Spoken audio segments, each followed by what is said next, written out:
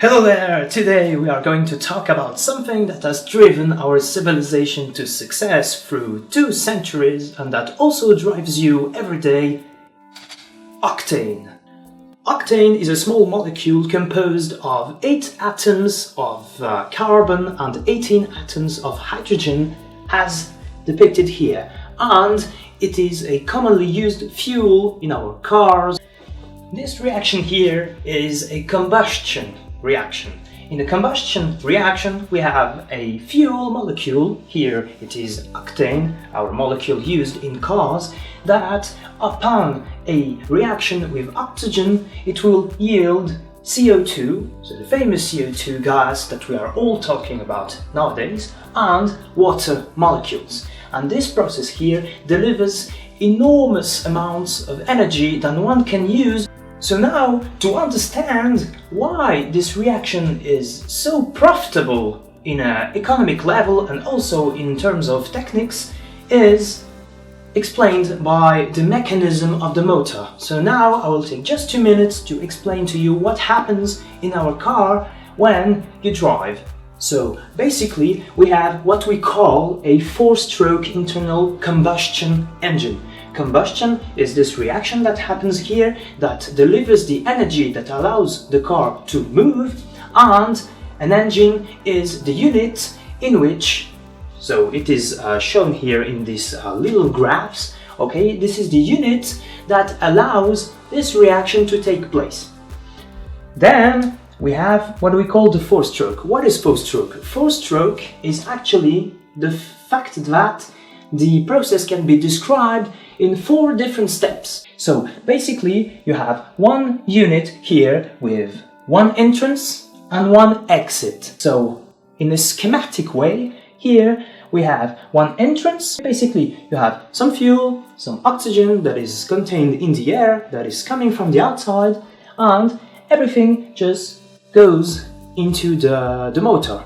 During this process, well, we have an increase of volume because of the entrance of the air, and we have the pressure that stays the same. In stage number 2, we close the entrance piston, so no more fuel or oxygen are added into our medium, and we will have a compression. How it is done? Well, here you have a mechanism, okay, that mechanically will compress the medium here. So imagine that here you have your fuel and your gas molecules, okay, and here basically you have something that looks like a physical piston, okay, so, and this one will go back and forth. In stage 2 you will have the upwards movement that will take place. So here you have the solid piston that will just go up with the help of the 2 arms. This stage where the piston goes up is called adiabatic compression. Adiabatic means that no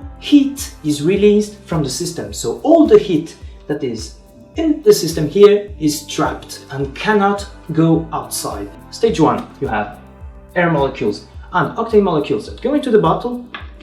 I close the bottle and then I just compress until we go to stage 3. This is done with the movement of the 2 arms, as I mentioned before. During this stage number 2, you have that the volume decreases, of course. So if I have my bottle like this or uncompressed like this, okay, the volume of the chamber changes, of course. So here it will get compressed, so the volume decreases, but the pressure increases because, so let's imagine you can do this at home if you want. So you close the bottle, okay, and then you try to compress. And you will notice that you can't just compress because there's too much pressure. Now that we compressed, okay, to the maximum, then we have all our air molecules and fuel molecules that are concentrated into a tiny space, okay, here. And basically now what we must do is making them react, because this reaction hasn't happened until now, okay? So to make it happen, now we have to provide an external source of energy in order to ignite them. The reaction happens only if our arm is at the maximum, so basically here. you see that everything is extended to the maximum to allow the minimum space here to concentrate our oxygen and octane molecules. And here we shine some electric sparks into the medium in order for them to react. If you don't put any energy here, this reaction won't take place. This can be explained by a simple drawing. The question is, why do we need an external source of energy for a reaction to take place and to give us energy? This doesn't make sense, but it's the way chemistry works. This is called an energy profile, and it shows you actually what happens in a reaction in terms of energy transfer. So here at the beginning of my reaction, so here I have time equals 0, basically in my stage 1, I have my fuel molecules and my oxygen molecules that both contain a lot of energy and are in a level that we will call E1. At the end of the process, in stage 4, I will have only CO2 molecules and H2O molecules that have an energy level that is lower than the fuel molecules and the oxygen molecules. Because the difference is that in these two molecules you do not have the chemical energy that is stored in the chemical bonds that are in the fuel molecules. Everything has just been transferred out. So we have a level E2 that is lower than E1. Basically, to go from E1 to E2, well, you can't just go from here to there and liberate this amount of energy. But instead, you have to cross like a mountain pass to go from E1 to E2. What it concretely means is that we need to put some energy coming from the electric sparks on stage 3 to make the reaction happen. There is no shortcut between E2 and E1, but only this way up. The difference of energy, that is E1 minus E2, will be directly transferred for your car, and this is the energy that will be directly available for you. And this energy difference is contained in the chemical bonds that are in my fuel and that do not exist anymore in CO2 and H2O, because chemical bonds that store some energy have been broken. This energy can be directly used for your engine and allow you to move. Once the electric sparks led the reaction to actually happen, well, we have to evacuate the CO2 and H2O molecules, because what we want is to repeat the cycle. This can only be done if you take out these two to allow another molecules of octane and O2 to enter the system again in stage 1. This is done on stage 4. So stage 4 is composed of two main steps. So first of all, we have to go from this position where you have the hand that is fully loaded, okay? You have to contract it in order for, you see, the volume to be maximal this time, and then open the piston, okay? So the exit piston, that is the one that was never opened before, okay? And once this one is opened, actually you can just go with the arm fully loaded again to expulse the CO2 molecules and the H2O molecules through the exit. And before it goes to exhaust gas, okay, so the gas that goes out from the cars and that you see, well, it has to go in a unit called a catalyst, okay? So a catalyst basically is a unit where you make sure everything is correctly combusted into CO2 and H2O. Once all the CO2 molecules and the H2O molecules just got out of the system, well, basically you can go again into the stage 1 and redo the process. And this cycle goes on and on and on and on until you switch off the motor.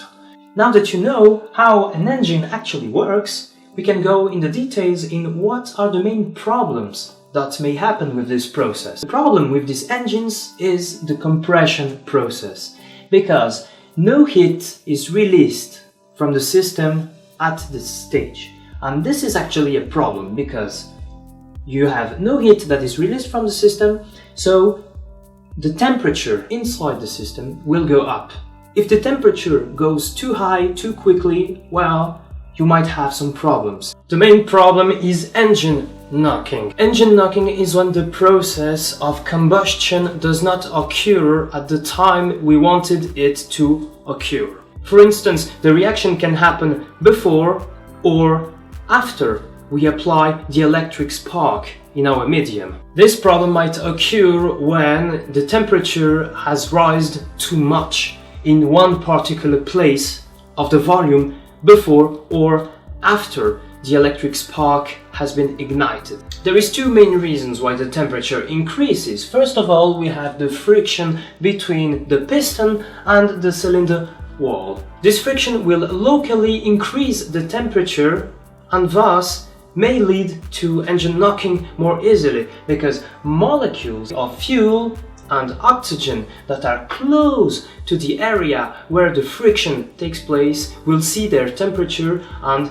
their speed increased. The higher the temperature, the faster the molecules will travel in our volume, and thus the more likely the reaction of the combustion will take place, because more molecules will have the probability of crossing the mountain and thus deliver this energy to us. So now you can anticipate the problem that is going to happen in our case, because if these two guys see their temperature high enough, that is, if they travel fast enough, they will be able to collision with a faster rate and also with a faster energy of collision, and this translates, in the case of our drawing, by a higher probability of being able, okay, the two molecules that are there will be more able to cross the mountain and lead to the reaction. If the reaction happens, all the chemical energy that was stored within the chemical bonds of our fuel will be released, and this energy here will be directly converted into heat and again increase the temperature of our medium. Imagine now that we have two molecules here reacting in a combustion reaction due to the fact that the temperature here locally was increased because of friction, for instance. Then the reaction will liberate even more energy, and thus even more molecules will be able to react.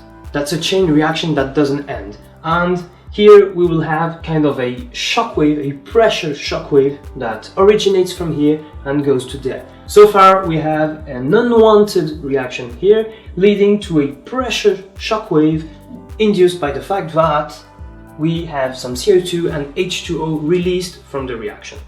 But since it is an unwanted reaction, it is also an unwanted pressure shockwave. A few moments later, we shine an electric spark through the medium, and this one is a wanted reaction, okay? We want to force this reaction towards this side. However, what we did not anticipate was the fact that another reaction already took place in another part of the motor.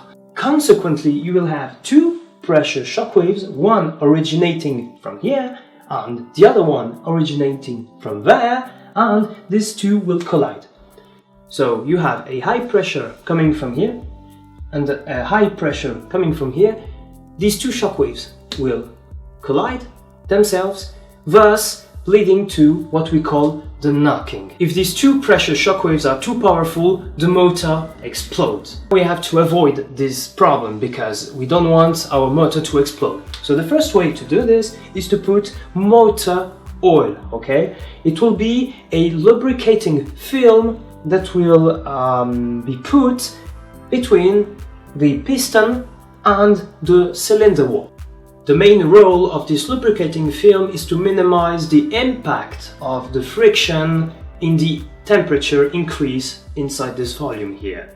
The second way to avoid the engine knocking is to work out on the actual chemical composition of the fuel. What we want is to avoid these unwanted reactions to take place, and this can only be done by changing the actual energy that you have to provide to launch the reaction. A reaction that is easy to happen is a reaction that does not require much energy to take place.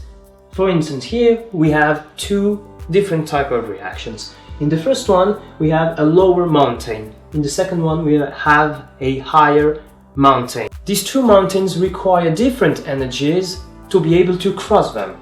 In one case, we require lower energy to cross it, and in the other case, we have to work out a little bit more to cross it. Since this reaction happens too easily, we try to increase the difficulty at which the reaction will take place. And this can be done by increasing this initial energy that is required to launch the reaction, because if you require more energy to do this reaction, well, the reaction will not take place so easily or as easy as before. In other words, the higher this energy value, the less likely you will have the engine knocking problem, because the less likely will this reaction be favored. However, we can take all the measures we want, this reaction will still take place. But is it possible to stop in the middle of it? Indeed, there is chemical ways in which we can control this reaction and lower its probability to happen, and this can be done by adding some additives to your fuel, and these are called anti-knock agents. I hope you learned more about engines and how they work. Thanks for watching, feel free to subscribe.